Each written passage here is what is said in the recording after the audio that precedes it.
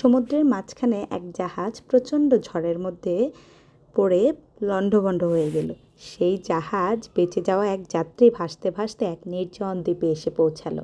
জ্ঞান ফেরার পর প্রথমেই সে আল্লাহর কাছে প্রাণ খুলে ধন্যবাদ জানালো তার জীবন বাঁচানোর জন্য। প্রতিদিন সে দ্বীপের কাছে এসে বসে থাকতো, যদি কোনো জাহাজ সেদিকে আসে সেই আশায়, কিন্তু প্রতিদিন তাকে হতাশ হয়ে ফিরে আসতে হতো। এরই মধ্যে সমুদ্র তীরে একটা ছোট্ট ঘর করে নিল। সে শিকার করে ফলমূল খেয়ে বেঁচে থাকতো। এরই মধ্যে একদিন খাবার খোঁজে বনে গেল। এ বন থেকে ফিরে দেখলো তার ঘরটা চুলার আগুনে পুড়ে গেছে।